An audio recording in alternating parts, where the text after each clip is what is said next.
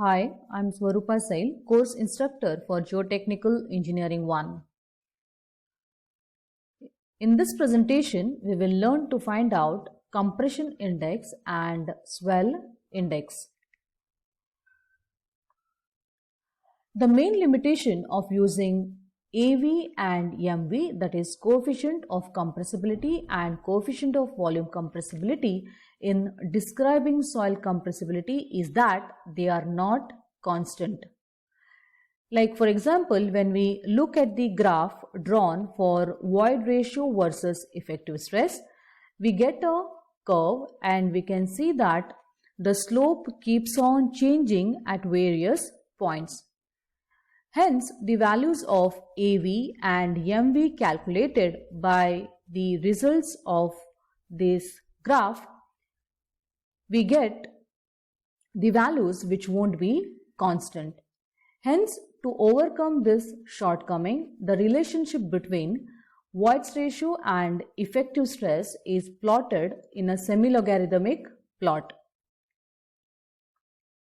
Here we can see a graph which is drawn for Voigt's ratio versus log of effective stress. And in the curve we can observe a recompression line, virgin compression line, expansion curve and recompression curve. And when we join the extreme points of the loop formed by the expansion curve and recompression curve, we get a dotted line.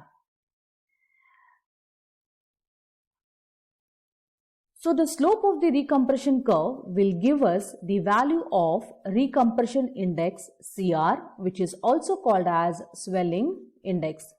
Similarly, the slope of the dotted line drawn in the loop will also give us the value of recompression index, which is called as swelling index.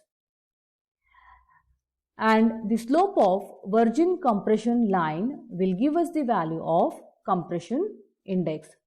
So, the slope of recompression curve and rebound curve will give us the value of recompression index, whereas the slope of virgin compression line will give us the value of compression index.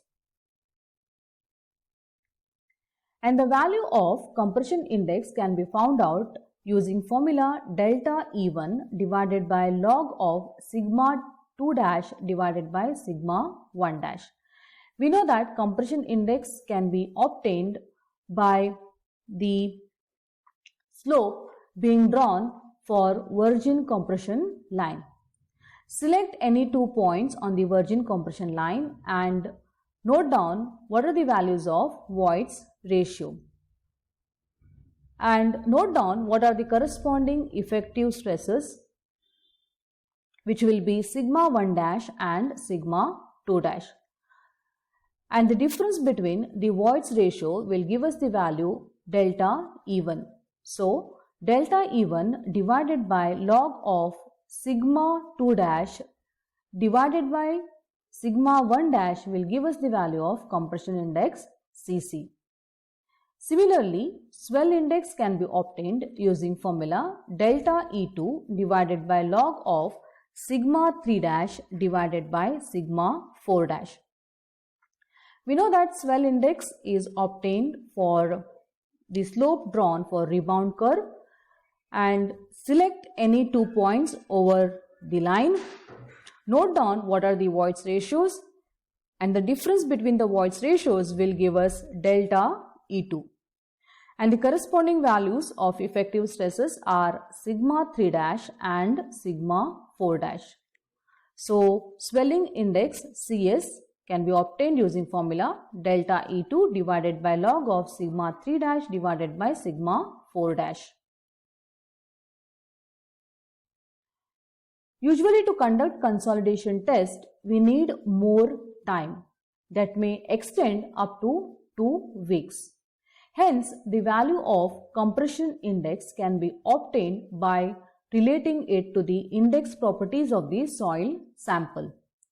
So, if we know the value of liquid limit of the soil sample, we will be able to find compression index Cc using the formula Cc is equal to 0.007 into liquid limit minus 10, and Cc will be equal to 0.009 into liquid limit minus 10. So these two formulas are based on the type of clay. The first one is for remolded clay and the second one is for normally consolidated clay. And if we know the voids ratio also, we will be able to find compression index. And if we have got the value of specific gravity of the soil sample and liquid limit of the soil, we will be able to find Cc using formula 0.2343 into liquid limit divided by 100 into Gs. If we know the value of compression index, we will be able to find swell index, and it lies from 1 by 5 to 1 by 10 of compression index. And even if we know the value of liquid limit of the soil sample and specific gravity, we will be able to get the value of swell index. Thank you.